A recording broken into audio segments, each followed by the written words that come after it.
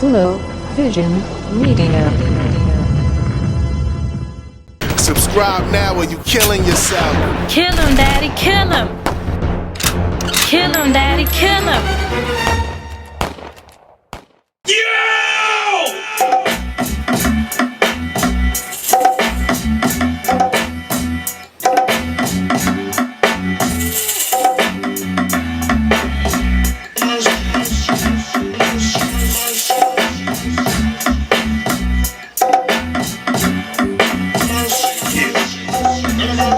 Turn the whole world against me, I still wouldn't care.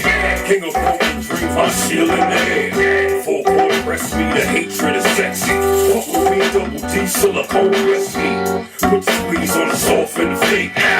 Nightmare, all the dreams I was facing. Suffering slow, pressure crushing his bones. The world waiting for my comeback. Let's go! They lying, tell them I bring them down like 9/11. Rap game full of dark seekers, but I am legend. I can die broke, could never be rich. Still stay good, got manhood, use a true. Switch speeds like a Ducati. Who got me? I hit the game like a goddamn tsunami. Stay the fuck out my way. The landlord paid me, have a bad day. I refuse to lose. Won't be stopped by who? You know how we do. I know they hear me coming. Knock, knock, knock. What's good? In your neighborhood, knock your door, I would. I know they hear me coming. But they don't lie.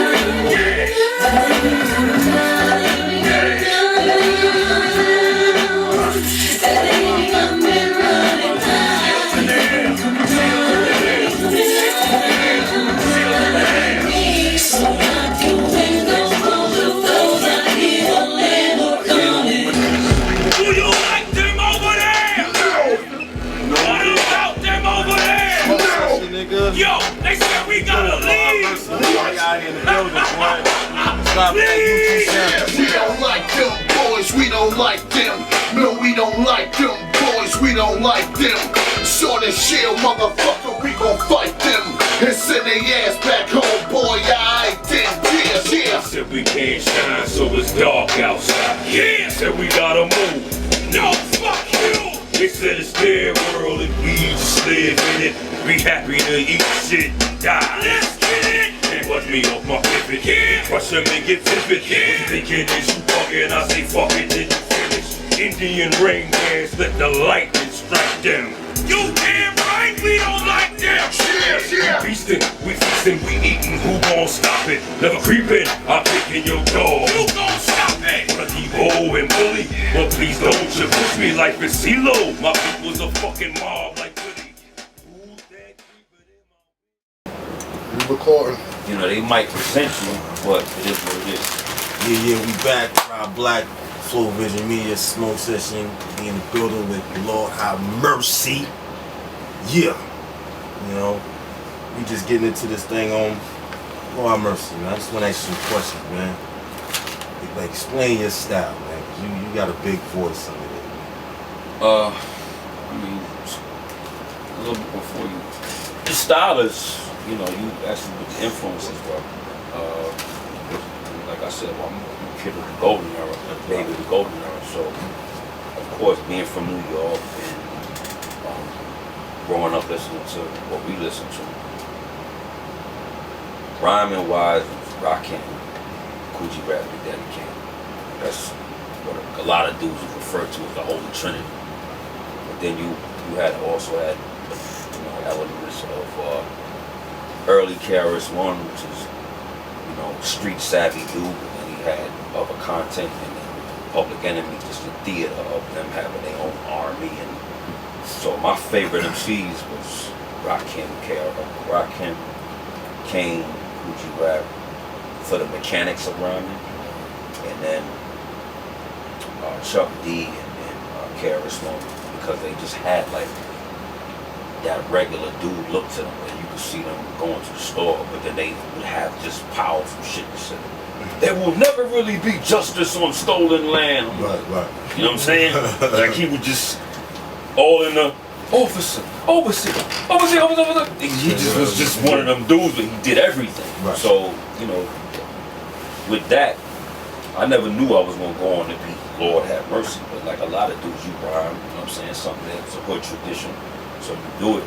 But as I started to move into it, I always, you know, I can see now that I look at some of my old demos and how I do things, it's always that responsibility to give my version of what, you know, information type rhymes. So I just make sure that what I do, man, can kind of go everywhere. You know what I'm saying? I don't make it where, you know, my style is supposed to be able to, if you could run on the radio, then I could run on the radio after.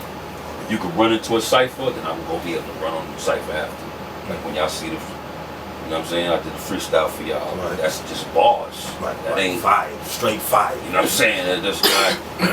That's not, you know, put me anywhere else. But that's why I came up. I learned to rhyme first. Then when I started making little songs, I'm like, okay, well, okay, this could be the chorus. And then I, you know, you started working on your style. Then as you, but your style, I think it also naturally develops because then it started to be other things that I wanted to do that wasn't them. So to really go into your question, when I got to a point where I started to be like, all right, I can do this. I picked 8 people. I got an 8-man council. So when I would make a record, I would play it in my head, and I would play it for these 8 people. So my 5 MCs, Rakim, Kane, Coogee Rap, KRS-One, Chuck D, they would sit at the table, and then Bob Marley would sit at the table, Jimi Hendrix would sit at the table, Kurt Cobain would sit at the table. Rakim, Coogee Rap, Big Daddy Kane, they checking rhyme mechanics. Yeah, you went from this word to that word like this. Cool. KRS-One, Chuck D, they checking my rebellion.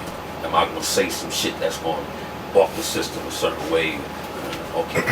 Bob Marley's gonna make sure that my rebellion is clean. I just know, being from Jamaica, I just know how Rasta dudes are. Like they not, when they buck against something, it's not with a bunch of resentment and hate towards somebody. They still want to be on a love vibe, but you know, they just, you know, down with Babylon and that type of thing. Jimi Hendrix would push the sonic part of me. Like I would pick something different to rhyme on, and dudes would be like, how you gonna rhyme on that shit? The story of Jimi Hendrix is that after he was putting out records, he built Electric Lady, which is down in the village. And he built it so he could just sit in a spot and just play around with sounds until he found something that he wanted. So when I heard that shit, I was like, whoa, like sonically I always wanted to do some different things. You know what I'm saying?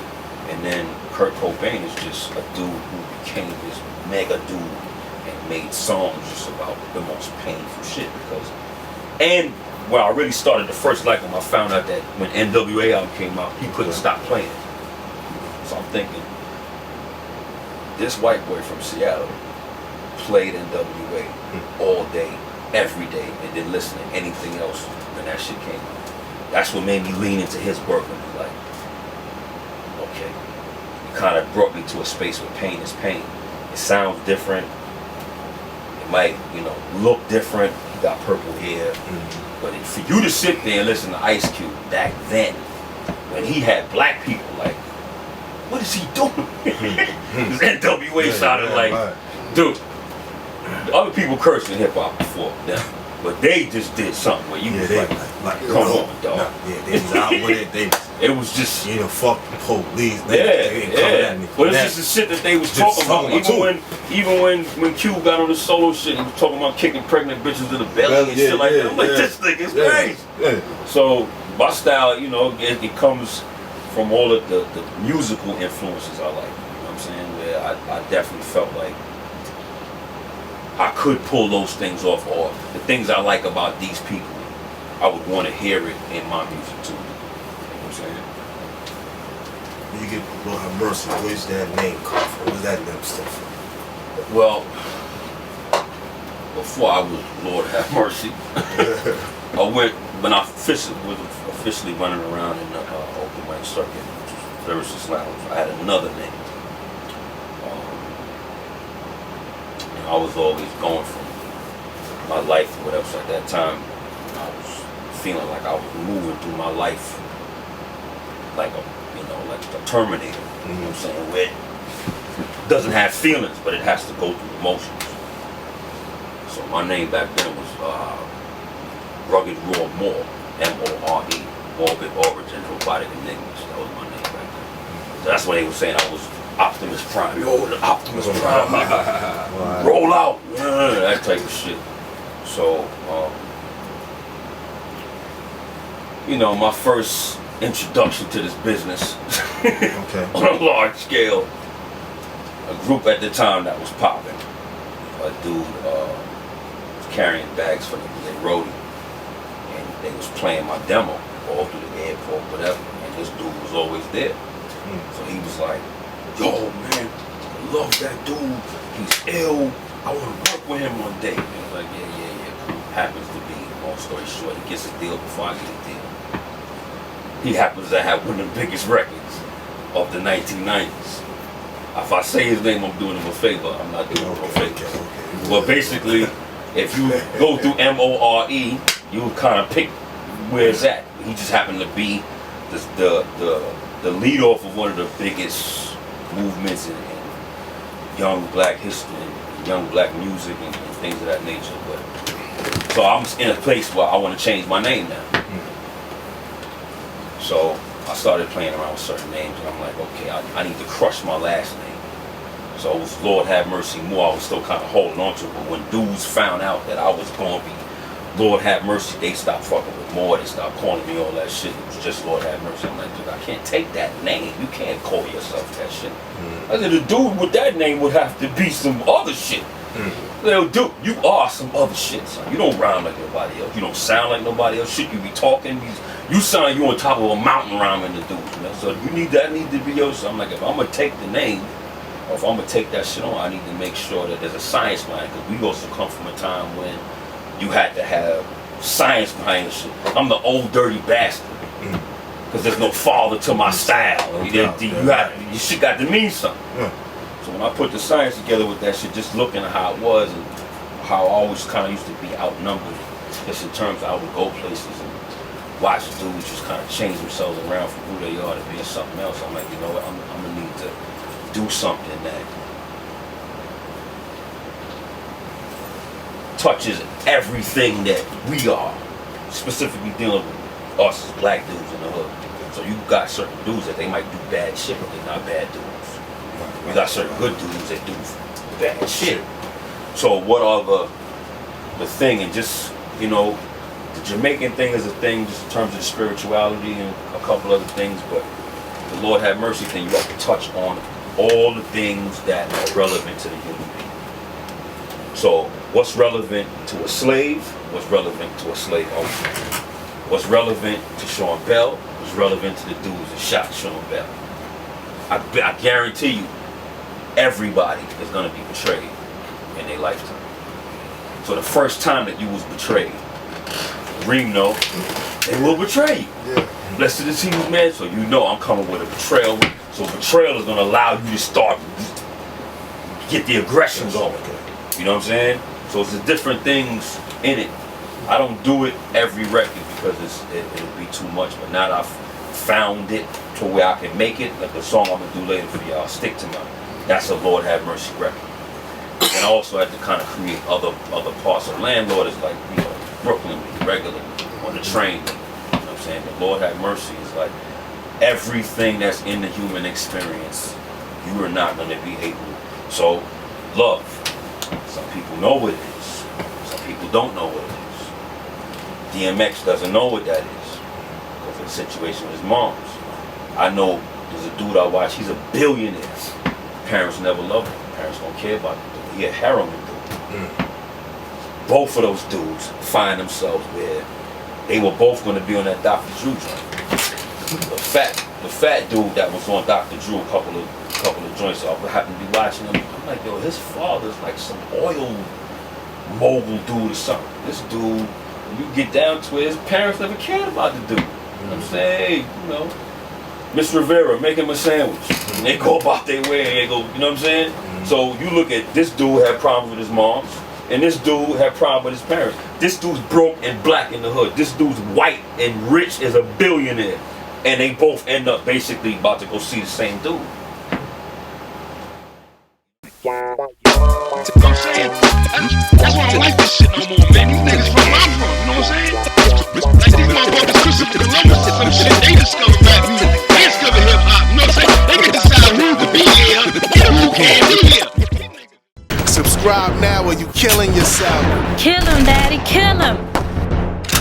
Kill him, daddy, kill him.